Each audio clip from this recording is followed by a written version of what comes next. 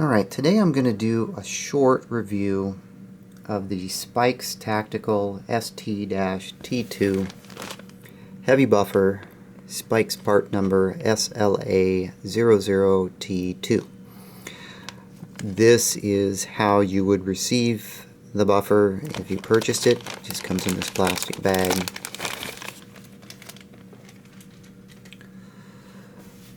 So we have a nicely finished buffer.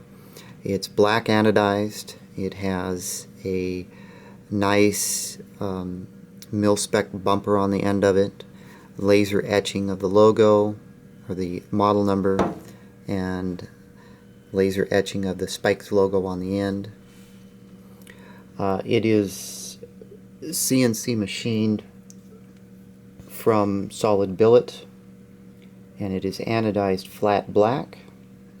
It is filled with what Spikes calls HDTP, which is high density tungsten powder, and that's what makes this buffer unique compared to the other buffers on the market.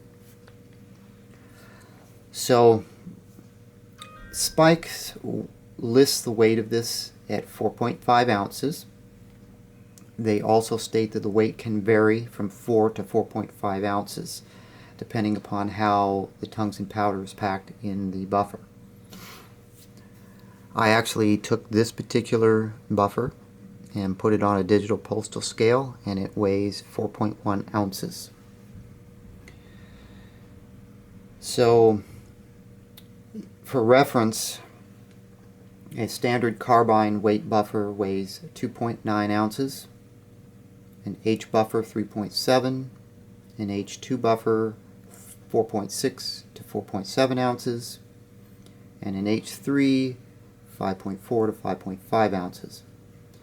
So that would place this in between an H and an H2 buffer weight-wise. So with no reciprocating weights inside of the buffer, it's going to be quieter. It's going to eliminate bolt bounce. It's going to help control muzzle rise in full auto mode, cut down on felt recoil, and of course the largest, well, for me, the most noticeable difference was the felt recoil and the noise. If you've ever taken a standard buffer and shook it, it goes clackety-clack. Not sure if you can hear that. I know it's annoying to watch, but there's no clackety-clack on this. There's no loud sounds from metal weights moving back and forth inside the buffer. All you have is that tungsten powder material, which makes a big difference in the noise in the rifle. I haven't tested these in all types of scenarios. My rifles have carbine length gas systems, and previous to using this buffer I was using standard H buffers. So I was running 3.7 ounce buffers in my rifles. I upgraded to this buffer, the ST-T2.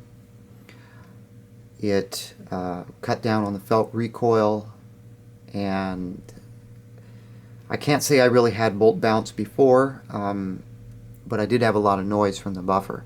So my rifles they cycle better, they're smoother, and they're quieter using this buffer. It was worth the money to me to upgrade. I don't know if going with one of the heavier Spikes buffer would be good or not.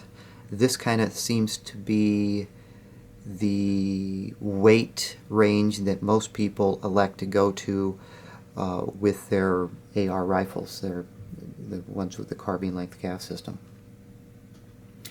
That's just my personal experience and based off the limited exposure I've had with my rifles. Very happy with it. Price range, depending upon where you get it from, $40 to $50. I think it's a good value for what this is. If you're looking to get a new buffer, great upgrade and improvement to your rifle.